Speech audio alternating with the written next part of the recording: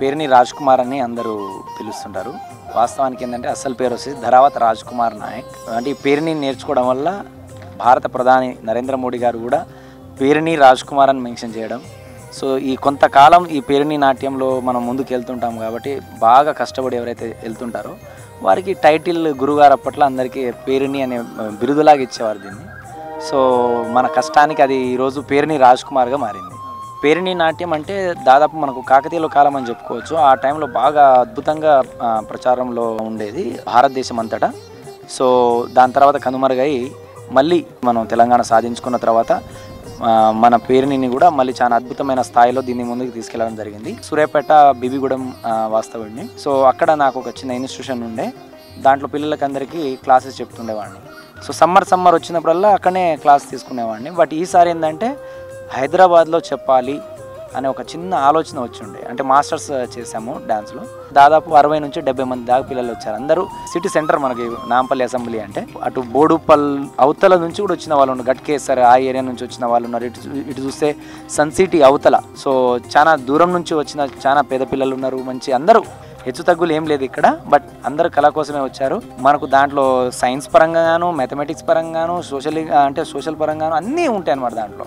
ఇలాంటి శాస్త్రీయ నృత్యాలను నేర్చుకోవడం వల్ల చాలా గొప్ప ఆలోచనలు కానీ వాళ్ళ బ్రెయిన్ షార్ప్ అవ్వడం, ఐక్యూ లెవెల్ పెరగడం, ఇక బద్ధకంగా ఉండే పిల్లలు కొంచెం యాక్టివ్నెస్ పెరగడం, ఇలాంటివన్నీ జరుగుతుంటాయి.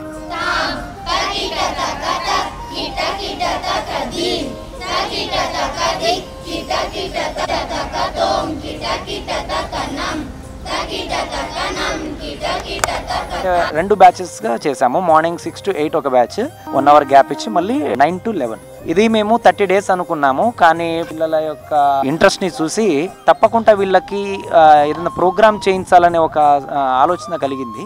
సో ఆలోచనలో విషయం ఏంటంటే 30 రోజులను కాస్త ఒక 45 రోజులకి మేము పొడిగించామన్నమాట.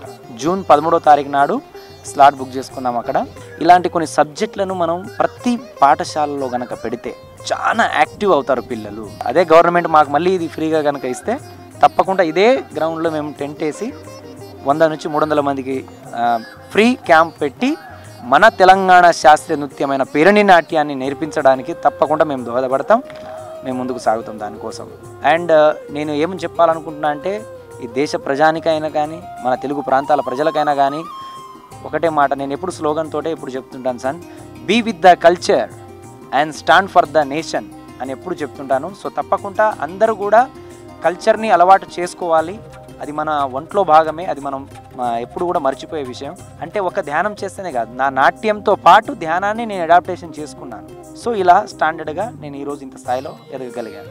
సో తప్పక అందరూ కూడా ధ్యానం చేయండి. అలాగే ఇలాంటి మంచి శాస్త్రీయ నృత్యాలు నేర్చుకోండి. మీకు అందుబాటులో ఉన్న ఎక్కడైనా సరే దేశంలో మీరు ఎక్కడ ఉన్నా కానీ శాస్త్రీయ నృత్యాలు నేర్చుకోండి, ధ్యానం చేయండి. యోగా లాంటివి చేస్తే మీ ఆరోగ్యానికి మంచిది. ఇది ఇంకా అద్భుతంగా తోడ్పడుతుంది మీకు మీ పిల్లలందరికీ. సో అందరూ నేర్చుకోవాలని, సుశ్యామలంగా ఉండాలని నేను కోరుకుంటున్నాను.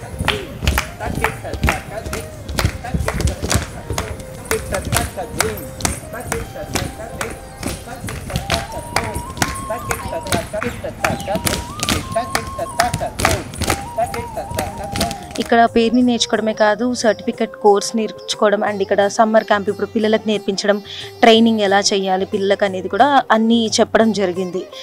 చిన్నగా మాకు ట్రైనింగ్ చేస్తూ ఇప్పుడు ఈ స్టేజ్ వరకు వచ్చాము మేము. యాక్చువల్లీ వీళ్ళంతా క్లాసికల్ డాన్సర్స్ కాదు. ఇప్పుడు అసలు డాన్స్ అంటే టచ్ లేని వాళ్ళు. వీళ్ళందరికీ ఇప్పుడు 1 month ఫ్రీ వర్క్షాప్ పెట్టేసి ఇక్కడ పేరుని చెప్పడం అనేది చాలా గొప్ప విషయం అనుకుంటున్నాను నేను. ఇప్పుడు 30 daysలో వీళ్ళందరికీ కవర్ చేయడం, వీళ్ళని అసలు ఈ స్టేజ్లో డాన్స్ చేసేలా చేయడం అంటే అది చాలా గొప్ప విషయం అని నేను అనుకుంటున్నాను. నాకు చాలా అదృష్టంగా ఫీల్ అవుతున్నాను నేను ఇది.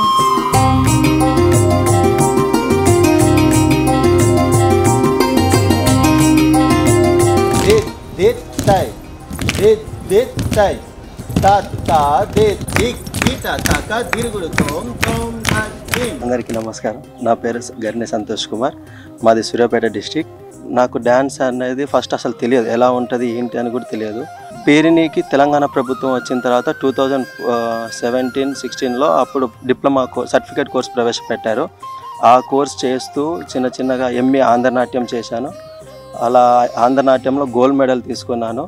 తర్వాత ఇక్కడ రాజ్ కుమార్ సార్ దగ్గర మేము ప్రోగ్రామ్స్ చేయడం, శిక్షణ తీసుకోవడం అలా చిన్న చిన్న స్టార్ట్ చేస్తుండగా ఇలా ఈ సమ్మర్లో పిల్లలకి ఏదైనా చెయ్యాలి, మన కల్చర్ని నిలబెట్టాలి అని అన్న చెప్పడం, మేమందరం కూడా అన్నతో పాటు సరే అన్న మీరు ఎలా చెప్తే అలా అని స్టార్ట్ చేసి ఈ 30 days సమ్మర్ క్యాంప్ని స్టార్ట్ చేశాము. ఇలా చేస్తే ఏంది అని అంటే మార్నింగ్ రాగానే ఫస్ట్ ఎక్సర్సైజ్, తర్వాత డ్యాన్స్ కొద్దిసేపు, తర్వాత హస్తాలు కూర్చోపెట్టి, తర్వాత అంతా అయిపోయిన తర్వాత బాడీ రిలీఫ్ కోసం మెడిటేషన్.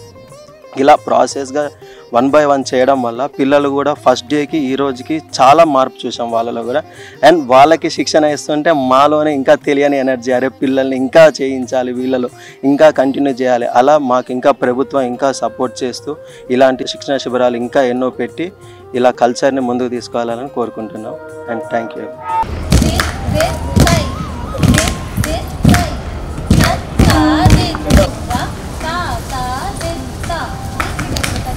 నా పేరు కీర్తి సన్నిధి, నేను 6th క్లాస్. సమ్మర్లో ఫ్రీగానే ఉంటాం, సో అప్పుడు బోర్ కొడుతుంది కదా, నేర్చుకోవాలనే ఆశ కూడా కలిగింది. నాకు క్లాసికల్ కూచిపూడి కూడా వచ్చు, దాంతో నేను పేరుని నేర్చుకోవాలని ఆశ ఉంది. హ్యాపీగా అనిపిస్తుంది. గౌరీస్ అనేది 9th క్లాస్. నేను కూచిపూడి డ్యాన్స్ ఆల్రెడీ నేర్చుకుంటున్నాను.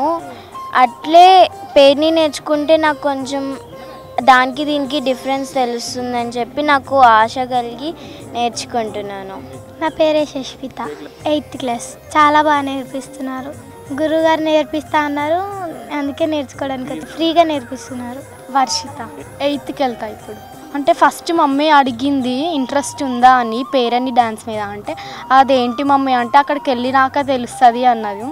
ఇక్కడికి వచ్చాక ఇంకా పేరెంట్ డ్యాన్స్ అంటే ఏందో ఇంకా అర్థమైపోయింది. కొంచెం చాలా బాగా ఫీజు తీసుకోకపోయినా అంత బాగా చేస్తున్నారు, ఫ్రీ అవకాశం కాబట్టి అందరం వస్తున్నాం మంచిగా. ఫస్ట్ షిఫ్ట్ ఉంటుంది, సెకండ్ షిఫ్ట్ కూడా ఉంటుంది. మేము 8 నుంచి వస్తున్నాం, 8 నుంచి 11 వరకు క్లాస్. దాని తర్వాతకి ఇంట్లోకి వెళ్ళి ప్రాక్టీస్ చేసుకోవచ్చు. ఉపయోగం అంటే ఇంకా తెలియనివి అన్నీ తెలుస్తున్నాయి. ఇంకా బాడీలో అన్నీ ఏమన్నా ప్రాబ్లమ్స్ ఉంటే దానికి కూడా కొంచెం క్లియర్ అవుతున్నాయి. తీక్ష్ణ, 5th. కూచిపూడి నేర్చుకున్నాను చిన్నప్పుడు, మళ్ళీ కోవిడ్ అయ్యాక స్టాప్ చేశాను. శోభా నాయుడు అని ఒక డాన్సర్ ఉన్నారు, ఆమె కూచిపూడి ఫేమస్ డాన్సర్.